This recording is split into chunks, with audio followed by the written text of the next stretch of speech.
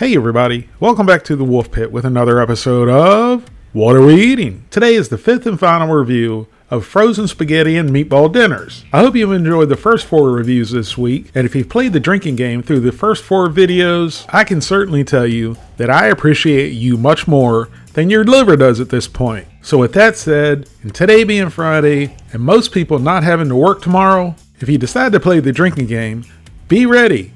This is going to be epic. As always, you must be 21 to play. Don't play this game and then try to drive somewhere. I know that most of you, the people, are responsible adults, but I care about you. Please don't forget to subscribe. This week's 5 days of frozen spaghetti and meatball dinners started out with a 10-ounce banquet frozen spaghetti and meatball dinner that cost $1.68. I misspoke in the video and said it cost $1.89. In my opinion, the 10-ounce banquet frozen spaghetti and meatball dinner was by far the best bang for your buck out of the first 4 frozen spaghetti and meatball dinners we tried. The quality was good enough. It wasn't the best, but it also wasn't the worst. It was a good amount of food with good flavor. And if all you have is $2 in your pocket, this will be a satisfying meal. Which is why I gave the banquet frozen spaghetti and meatballs dinner a 7 out of 10. On day 2, we reviewed the 12.4 ounce Marie Callender's frozen spaghetti and meatballs that cost $2.98. The Marie Callender's frozen spaghetti and meatballs was much better quality than the banquet frozen spaghetti and meatballs, as it should have been since it cost $1.30 more. The spaghetti noodles were good quality and they were cooked perfectly. The meatballs had a homemade texture to them, but they lacked flavor. However, the marinara sauce in the Marie Callender's frozen spaghetti and meatballs dinner was on point. It had a nice rustic texture to it with the chunks of tomatoes and a very good subtle spiciness to it, which is why I gave the Marie Callender's frozen spaghetti and meatballs an 8 out of 10. Since I was basing the order of the frozen spaghetti and meatball dinners by price from lowest to highest, I was getting excited. The first 2 frozen spaghetti and meatball dinners got a 7 and an 8. So logically, as the price increased on the frozen spaghetti and meatball dinners, you would think you had nowhere to go but up. But I've learned throughout my years that when you start thinking logically, that's the biggest mistake you can ever make. And this proved to be true with the next 2 frozen spaghetti and meatball dinners. By the way, I haven't been counting, but how many times have I said frozen spaghetti and meatball dinners? Is anyone drunk yet? On the 3rd day of reviewing frozen spaghetti and meatball dinners, we had the 9.5 ounce Healthy Choice Cafe Steamers frozen spaghetti and meatballs that cost $3.12. At this point of the frozen spaghetti and meatball dinner reviews, this one was the worst. It was absolutely atrocious. It's not worth wasting my time or you, the people's time, going over the details. In the video, I said it was unrateable. But as usual, we had a Scooter comment about my rating. How is something unrateable? You gotta give it at least 0 or 1. So just to please Scooter, instead of giving the Healthy Choice Cafe Steamers frozen spaghetti and meatball dinners an unrateable score, I give them a 0 score. Are you happy now, Scooter? And then on the 4th day of frozen spaghetti and meatball dinner reviews, we tried the 9.5 ounce Lean Cuisine frozen spaghetti and meatballs that cost $3.47. It was as bad as the Healthy Choice frozen spaghetti and meatballs, but the Lean Cuisine frozen spaghetti and meatballs had a sufficient amount of sauce to dip your garlic bread in, which was the only reason why I gave it a score of 1 out of 10. Now for the grand finale, the 5th and final day of the frozen spaghetti and meatball dinner reviews. Wait a minute, and let's just stop for a minute, and then you can hit that pause button in just a second. I know you, the people, are very smart, and there's not a chance that I could fool you even if I tried. So if you know what the next frozen spaghetti and meatball dinner is, hit the pause button and leave it in the comments. And then, if you're right, hit the like button. And then, if this video gets 10,000 likes by August 31st, I will eat surströmming on camera no voiceovers. Some of you, the people, have been requesting for years that I try surströmming. So I owe it to you, the people. Plus, I have to prepare for another promise I made to you, the people. I promised you, the people, that once I hit 1 million subscribers, that I would eat a flip-flop. So wouldn't that be funny if I hit 1 million subscribers and 10,000 likes on this video by August 31st, I would eat surströmming on a flip-flop.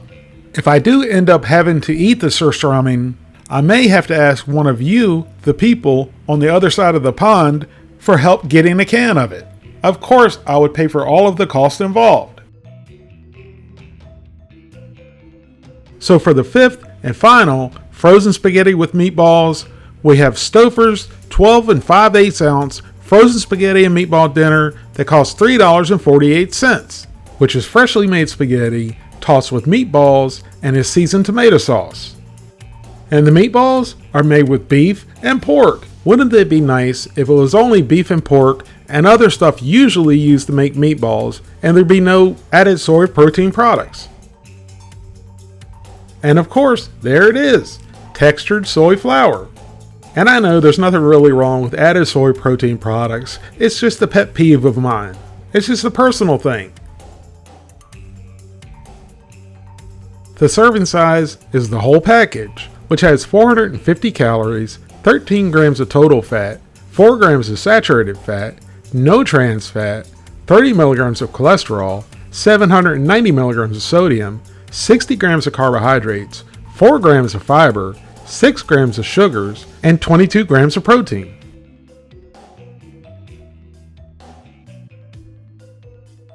Here's our Stouffer's frozen spaghetti and meatballs right out of the freezer and right out of the box. And the directions are simple. Microwave on high for 6.5 minutes and then let rest 1 minute. Here's our frozen Stouffer's spaghetti and meatball dinner after microwaving on high for 6.5 minutes and resting for 1 minute. And I don't want to jinx this, but this looks damn good. There appears to be an adequate amount of sauce, and it looks like 6 meatballs.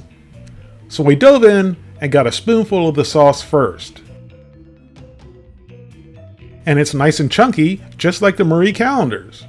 So you know the deal. Into the old pie hole and down the gullet it went. And I hate to say this, but I was a bit surprised with the sauce. It didn't have nearly the flavor that I was expecting from a Stouffer's meal. Stouffer's is usually really big on flavor. Maybe we just didn't mix the sauce up enough. So we gave everything a good mix to get the spaghetti nice and coated. Once all of the thoroughly heated Stouffer's frozen spaghetti and meatball dinner was mixed well, we went in to get a good twist of spaghetti or twirl of spaghetti, or whatever you want to call it. And just like most of the other meals, we weren't able to get a good twist or twirl, so we ended up scooping. Or would it be forking?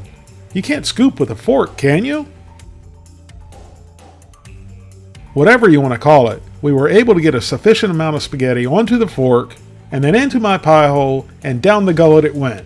Although the spaghetti and the sauce weren't bad, this just wasn't kicking like normal Stouffer's food is. Although the spaghetti was cooked pretty good, it didn't taste like it had the quality of the Marie Callender's. So we went in and stabbed a meatball. And then just so we could get the meatball flavor by itself, I licked the sauce off like an ice cream cone. Had that been done on camera, viewer discretion would have been advised. So once the meatball was sauce free, I took a bite. Now that was a tasty meatball. That's the flavor I expected from Stouffer's. It had a perfect tender texture with great flavor and just a hint of spice. Now the Stouffer's frozen spaghetti and meatball dinner was good, but it wasn't great like I would normally expect from a Stouffer's frozen dinner. The spaghetti was average, the sauce was average, the meatballs were exceptional, and there was a very adequate amount of food for $3.48. So I'm giving the Stouffer's frozen spaghetti and meatballs a 7 out of 10. If you put the Stouffer's meatballs into the Marie Callender's frozen spaghetti and meatball dinner, that would be a 10. So once we were done, We're reviewing all 5 frozen spaghetti and meatball dinners. We mixed them all together in a big bowl. If for some reason you have all 5 of these frozen spaghetti and meatball dinners and you think about mixing them together, don't. It's like the old saying goes, if you put lipstick on a pig, it's still a pig. Or, no matter how hard you try, if you polish a turd, it's still a turd. To you, the people, I hope you enjoyed this week's frozen spaghetti and meatball dinners. If you, the people, have any ideas on products that we can do a review series on, please let me know in the comments. Thank you all very much for watching. I love you all, and I'll see you soon.